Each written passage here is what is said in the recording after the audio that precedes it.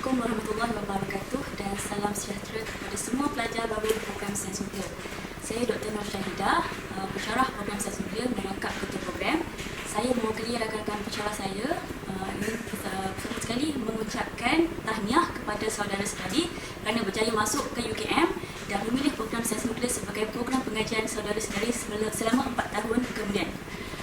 Okey, sedikit pengenalan daripada saya tentang Nuclear Science Program ya. Okey, saya pergi pada slide seterusnya. Kalau kamu nampak ini adalah bangunan pertama yang bakal kamu lihat apabila kamu masuk ke UKM melalui pintu utama, iaitu Dewan Chancellor Tun Abdul Razak ya, Rektor Okey, UKM ni dia ada beberapa cawangan. Cawangan yang pertama, cawangan yang induk kita panggil ialah di Bangi yang bakal kamu duduki nanti. Dan cawangan, kita ada cawangan, dua cawangan itu di Kuala Lumpur dan Ceras yang lebih kepada medical lah. So kalau kamu lihat kepada peta ni, UKM induk ni terletak di tempat yang very strategik, iaitu di tengah-tengah antara Putrajaya, KLIA dan Seremban. Jadi senang untuk para pelajar nanti untuk keluar dan pergi melawatlah tempat-tempat berikut. Jadi di UKM induk ni kita ada beberapa fakulti. Dan antara fakulti yang terbesar ialah Fakulti Sains dan Teknologi. Dan di Fakulti Sains dan Teknologi terdapat beberapa jabatan dan antara jabatan yang sains nuklear ada ni ialah dinamakan sebagai Jabatan Fizik Gunaan. Di bawah Jabatan Fizik Gunaan ni kita ada 3 program yang utama, iaitu Fizik, Sains Bahan dan Sains Nuklear. Jadi bagaimana sejarah penubuhan program sains nuklear ni? So kalau kamu lihat slide ini, dia bermula apabila Kementerian Tenaga, Teknologi dan Pendidikan ya, pada 1975 dia fokus elektrisiti daripada Malaysia adalah hasil daripada fossil fuel, hydro dan kemungkinan besar kita akan menghasilkan loji jana kuasa nuklear NPP ataupun kita panggil sebagai nuclear power plant. Dan kalau ikut kita nak membina 2 nuclear power plant pada tahun 2030. Walau bagaimanapun pada tahun 80-an kita telah menemui risap minyak yang badan, beberapa isu disebabkan isu politik dan sebagainya. So pembinaan nuclear power plant ini ditangguhkan. Walau bagaimanapun para pelajar jangan susah hati sebab program sains nuklear ni dia lebih mencapah. Dia bukan tertumpu hanya kepada nuclear power plant semata-mata. So dia ada pelbagai lagi aplikasi dalam pelbagai bidang. Jadi kita lihat sejarah sedikit ya. Daripada tahun 1971 terdapat 3 course utama, iaitu radiochemistry, radio-bio dan juga nuclear physics course. So kalau kamu masuk program sains nuklear ni, kamu mesti akan belajar fizik, kimia dan bio. Itu memang tak dapat lari ya. Pada tahun 7 tahun kemudian kita telah menubuhkan unit sains nuklear yang pertama di Department Jabatan Kimia. 2 tahun kemudian kita telah menubuhkan, kita ada jabatan kita sendiri dinamakan Jabatan Sains Nuklear. Pada tahun 1999, jabatan kita telah dinaik taraf kepada program Sains Nuklear di bawah School of Applied Physics under FST ataupun Fakulti Sains dan Teknologi. Dan baru-baru ni 2015 kita telah berjaya menubuhkan COE ataupun stand for Center of Excellence for Nuclear Technology Research Center, merupakan pusat pendidikan teknologi nuklear pertama di FST dan UKM Ambil. Jadi apa objektif kita tubuhkan program sains nuklear ni? Jadi apa yang kita nak cuba capaikan daripada pembelajaran di program sains nuklear? Jadi program sains nuklear ni kita nak cuba melahirkan graduan yang bukan saja menguasai ilmu bidang sains nuklear, tetapi pada masa yang sama dapat mengaplikasikan ilmu sains nuklear ini dengan secara saintifik, profesional dan beretika. Jadi kita lihat kepada background ya, background sains nuklear ni. Program ini ditawarkan pada tahun 1978 ya. Dan enrollment setiap satu academic session lebih kurang kita dapat dalam 40 undergraduate dan 30 postgraduate level lah.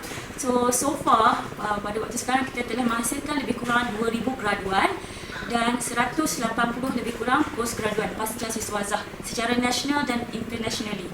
Sebab program kita juga mendapat tempat di peringkat antarabangsa ya. Jadi untuk waktu sekarang ni yang uniknya tentang program sains nuklear ni adalah satu-satunya program yang terdapat bukan saja di UKM tetapi di Malaysia. So tak ada universiti di Malaysia yang lain yang menawarkan program sains nuklear ni berbanding kita di UKM ya. So ada yang UTHM semua tu menawarkan nuclear engineering, bukan nuclear science nuklear.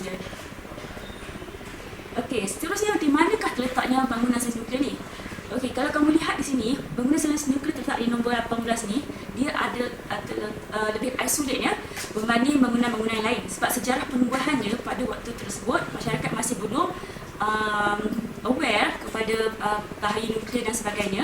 Jadi mereka takut kepada perkataan sinaran dan nuklear. Jadi kita mendapat bangunan kita sendiri terletak di jauh di atas bukit.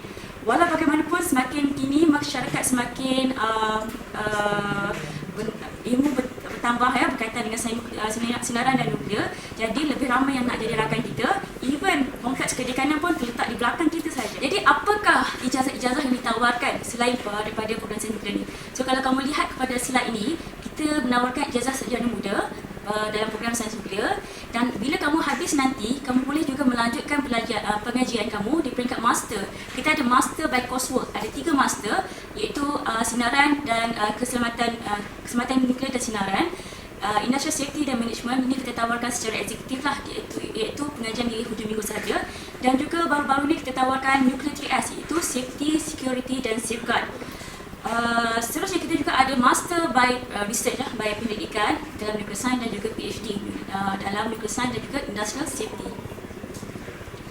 Jadi mungkin kamu tertanya-tanya semua, kamu belajar apa berkaitan dengan sains nuklear ni? So kalau kamu lihat kepada buku panduan ni, sains nuklear ni kita belajar tentang sinaran-sinaran ya, sinaran-sinaran berkaitan sinaran mak-ion dan sinaran tidak mak-ion. Tapi fokus kita lebih kepada sinaran mak-ion, bagaimana sinaran-sinaran ini punca dia pada mana, apa tindak balas sinaran mak-ion apabila terkena jirim, tindak balasnya apabila terkena living organisma, dan juga terlihat kepada interaksi sinaran itu dari sudut fizik, kimia dan biologi. Dan juga kita akan mempelajari aplikasi teknologi sinaran dalam kehidupan. So di akhir program ini kita harap para graduan sains nuklear dapat menguasai ilmu sains nuklear dan dapat menceburi kerjaya dalam pelbagai bidang dalam industri, kesihatan, pembuatan, oil and gas, minyak dan gas, itu yang paling banyak sudah terceburi, pendidikan dan lain-lain. So banyak kerjaya yang boleh pelajar ceburi selepas habis ataupun bergraduasi daripada sains nuklear. Antaranya pegawai sains, pegawai fizik. Kita juga banyak sering kita banyak juga mendapat tempat di AELB ataupun kita panggil sebagai Atomic Energy Licensing Board, lembaga pelesinan tenaga atom sebagai pegawai di sana, dan juga pegawai sains dan pegawai pendidik di Agensi Nuklear Malaysia. Dan juga banyak juga pelajar-pelajar kita yang mendapat kerjaya sebagai pegawai kesihatan di hospital sama ada swasta dan juga government lah. Okey, ini adalah struktur pengajian kamu ya. Kamu tahu bahawa kamu adalah pengajar 4 tahun dengan 3 laluan ya. 1 tahun, 2 tahun, 3 tahun, 4 tahun ya. Dan kalau kamu lihat kepada struktur ni, dia ada kursus teras, kursus citra universiti dan laluan. So kursus teras ni ialah kursus yang wajib pelajar ambil untuk dapatkan graduate untuk bergraduasi. Manakala citra universiti ni terbahagi pada citra wajib, di mana pelajar wajib ambil, dan citra dalam dan juga citra luar. Di citra luar, pada kursus-kursus yang tidak dinyatakan kod di sini, pelajar mempunyai pilihan untuk mengambil subjek-subjek dalam citra yang bersesuaian, yang ikut kepada kecenderungan ataupun minat pelajar itu sendiri ya. Dan seterusnya kita ada laluan. Pada tahun pertama kamu masih belum ada laluan, tetapi pada tahun kedua, bila masuk kepada semester kedua, kamu akan diasingkan mengikut laluan yang kamu nak ceburi. Depends kepada minat kamu dan juga kecenderungan kamu. Kalau kamu minat untuk berniaga, maybe laluan kesusahanan adalah terbaik untuk kamu. Tetapi kalau di masa hadapan kamu nak bekerja dalam bidang industri, saya sarankan kamu ambil laluan industri. Manakala kalau masa depan kamu nak sambung belajar, laluan terbaiklah laluan kesarjanaan. Tapi yang penting di sini ialah credit hours, national credit hours yang perlu kamu ambil dan habis dalam lebih kurang 120 atau 121 credit hours supaya kamu boleh bergraduasi. Okey, kalau lihat kepada slide ini, inilah khusus-khusus antara topik-topik yang bakal kamu pelajari dalam nuclear science ya. Kamu ada subjek universiti yang wajib diambil, dan dalam nuclear science ni antara contoh topik contohnya atomic physics dan nuclear physics. Kamu akan belajar juga tentang high energy physics, radiation chemistry, radiobiologi, radiation technology dalam industri dan juga dalam perubatan. Dan ditaknamakan sebagai pelajar sains nuklear kalau kamu tak tahu berkenaan dengan reaktor ya. So kamu akan belajar tentang nuclear reaktor dan juga energi ya, tenaga-tenaga. Dan tambah nilai yang ada pada program sains nuklear ni, pelajar sains nuklear ni adalah kamu belajar juga tentang undang-undang dan regulation. Selain kamu kena ambil makmal, kamu juga last tahun tahun yang terakhir kamu akan buat research ataupun projek, dan seterusnya kamu perlu menghasilkan tesis yang berjilid untuk bergraduasi. Dan semasa terakhir kamu akan menjalani latihan industri ya. So kita buat ni supaya pelajar dapat menyelami kehidupan sebagai pekerja dan supaya dapat praktikkan apa yang telah dipelajari di kelas di bidang pekerjaan. Okey. Antara elemen yang terdapat dalam program sains nuklear ni ialah elemen perundangan ya. So kita belajar juga tentang perundangan. Kita nak menghasilkan pelajar sains nuklear yang bukan sahaja memahami bidang sains nuklear dengan baik, tetapi juga mengetahui peraturan-peraturan dan undang-undang yang berkait rapat dengan sains nuklear, dengan undang-undang perundangan nuklear ya. Okey, seterusnya kita pergi kepada staff ataupun pensyarah yang bakal kamu jumpa nanti bila semester buka. Ni kita semua ada 8 pensyarah yang aktif bagi program sains nuklear. Jadi saya mulakan dengan Dr. Faizal, Prof. Madia Dr. Faizal Muhammad. Okey, Prof. Madia Dr. Faizal Muhammad ni merupakan alumni kita program sains nuklear dan mendapat PhD di Exeter, UK, dan bidang kepakaran beliau adalah dalam biomedical physics dan juga PSA, Probabilistic Statistical Analysis. Seterusnya kita pergi kepada Prof. Madia Dr. Irman Abdul Rahman. Okey, Dr. Iman juga merupakan alumni kita program sains nuklear dan menyambung PhD di Exeter, UK, dan beliau pakar kepada bidang biophysics dan juga 3S, which is safety, security dan juga safeguard. Seterusnya kita beralih kepada Prof. Madia Dr. Koo Kok Siong. Dr. Koo adalah satu-satunya pensyarah yang mendapat bachelor, master dan juga PhD di UKM, ialah produk 100% pada UKM. Jadi Dr. Koo ni dia very expert in NAA ataupun kita panggil sebagai neutron activation analysis dan juga radiochemistry. Dan seterusnya ialah saya sendiri. Saya merupakan juga alumni sains nuklear dan saya buat PhD di University of Queensland, Australia, dan bidang kepakaran saya adalah dalam radiation chemistry dan juga biochemistry. Seterusnya kita pergi kepada Dr. Muhammad Izzat. Dr. Muhammad Izzat adalah salah satunya pensyarah yang merupakan kita kategorikan sebagai engineer. Beliau memperoleh bachelor dalam engineering di Kyushu di Japan dan master di UKM dan PhD di Tokyo Tech, Japan. Beliau expert dalam bahagian extraction dan juga radiation impact. Seterusnya kita pergi kepada pensyarah Dr. Syazwani. Dr. Syazwani merupakan juga alumni sains nuklear, master di UKM dan PhD di Postech di Korea, South Korea, dan beliau pakar dalam bahagian pengurusan sistem radioaktif. Seterusnya kita pergi kepada Dr. Aznan. Dr. Aznan juga alumni sains nuklear dan PhD beliau di KAIS di South Korea ya, dan beliau juga pakar dalam bahagian extraction thorium dan uranium dan juga radiological impact. Dan seterusnya Dr. Imran Yusof. Dr. Imran Yusof adalah salah satu pensyarah yang terbaru yang kita bolehi. Beliau melakukan bachelor, master dan PhD di Cambridge University dalam particle physics. Beliau adalah pakar dalam particle physics. Dan seterusnya Profesor Dr. Syahidan. Profesor Dr. Syahidan telah pun pencen. Beliau adalah pakar dalam bidang nanomaterial dan juga quantum modeling. Jadi PMP tidak akan berjaya tanpa adanya staff sokongan ya. So kalau kamu lihat di sini, kamu akan dibantu oleh pegawai sains. Kita ada pegawai sains Encik Rusli Yahya, dan dibantu oleh Encik Azlan Shah, Encik Tazidi, Encik Takim, Puan Munirah dan juga Encik Muhammad Zaidi. So mereka ni akan membantu kamu sewaktu kamu menjalani praktikal dan juga makmal Okey, melihat kepada slide ini, kamu akan lihat makmal yang terdapat di bangunan sains nuklear. So kita ada makmal pertanian, makmal gamma spektroskopi, makmal high activity, radiation biophysics, TLD room dan sebagainya. So banyak peralatan dalam makmal ini sebenarnya. Dan instrumentation pun kita ada gamma cell, itu untuk kita lakukan penyinaran, contact angle, DSC dan sebagainya. Okay, this is pendidikan. Ingatlah UKM merupakan salah satu daripada 5 universiti pendidikan. Jadi kita tidak fokus kepada pengajaran semata-mata, tetapi juga pendidikannya. Ini antara pendidikan yang aktif kita lakukan, antaranya nuclear physics, nuclear material, environmental sustainability dan waste management, health physics, radiation protection, nuclear engineering, safety, security dan juga safeguard. Okay, selain pensyarah kita aktif dalam pengajaran dan pembelajaran dan juga pendidikan, pensyarah juga aktif dalam penulisan makalah-makalah yang popular. Contohnya di sini kamu akan lihat pensyarah aktif dalam penulisan majalah kosmik, contoh majalah Dewan Kosmik. Ini adalah artikel daripada Dr. Aznan, Dr. Syazwani dan juga Dr. Faizal. adalah kolaborasi ya, kolaborator kita. Kebanyakan kolaborator kita adalah terdiri daripada luar negara ya. Sebab khusus kita lebih kepada peringkat antarabangsa.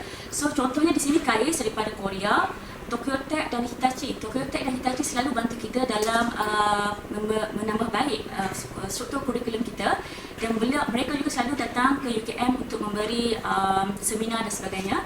Selain itu kita ada juga kolaborasi pada KNA dan juga kolaborasi utama kita AELB ya, Atomic Energy Licensing Board, ataupun kita panggil sebagai Lembaga Pelesinan Tenaga Atom, yang akan sentiasa melihat kita supaya kita patuh pada peraturan lah, sebab kita berdeal dengan bahan radioaktif ya.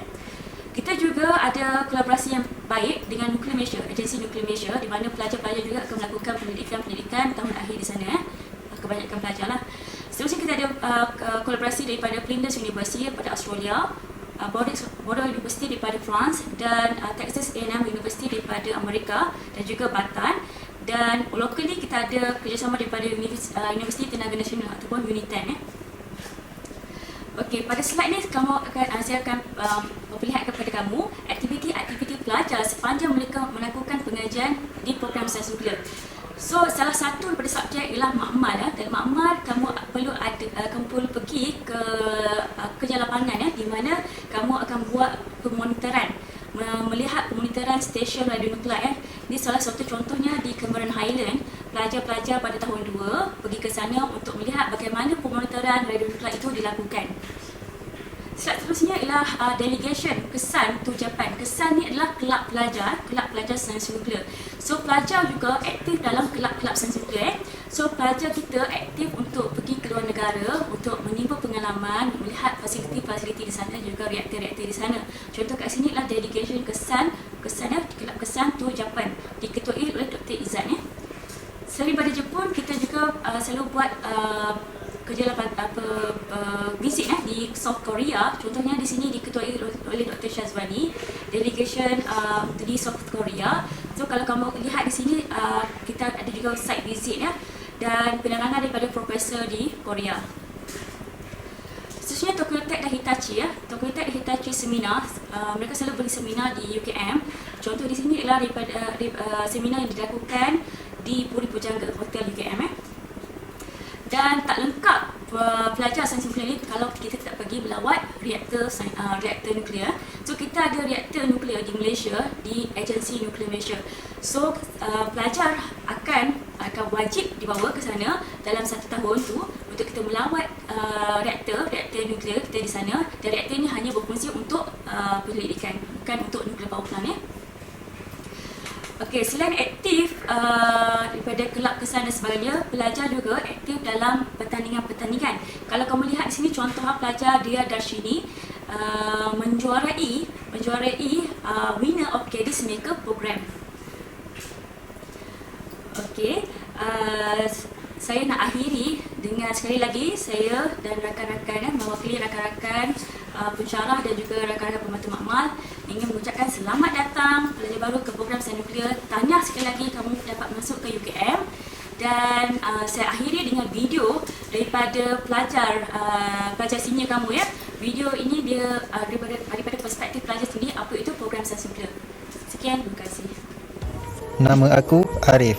Ini perjalanan ceritaku. Aku berasal dari Melaka dan merupakan pelajar program sains nuklear. Ramai yang bertanyaku, apakah yang menarik tentang program sains nuklear? Program sains nuklear mempunyai bangunan pembelajaran dan pengajaran sendiri, pensyarah, pembantu makmal dan staf yang baik dan penyayang, serta kita mempunyai pembelajaran abad ke-21. Pelajar-pelajarnya pun baik-baik belaka. Berikut merupakan Facebook rasmi kami, Program Sains Nuklear UKM. Jangan lupa like ataupun follow. Sains nuklear ni, kita akan belajar fizik, kimia, biologi dan matematik.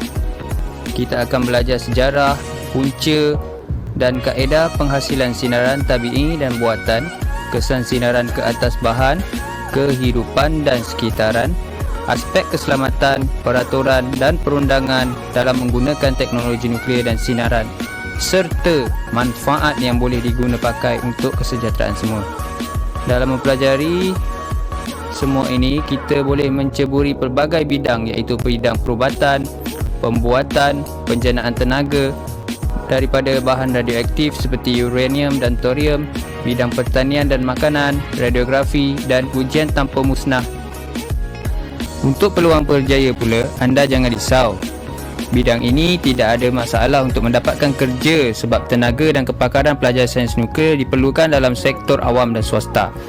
Antara jawatan yang boleh disandang ialah jurutera kawalan kualiti bahan, penyelidik, pegawai kawalan alam sekitar, perunding, pegawai ujian tanpa musnah, pegawai sains di syarikat swasta dan industri. Pelajar juga boleh berkhidmat dalam industri rawatan sisa radioaktif, radiografi dan perubatan. Nak jadi pensyarah pun boleh.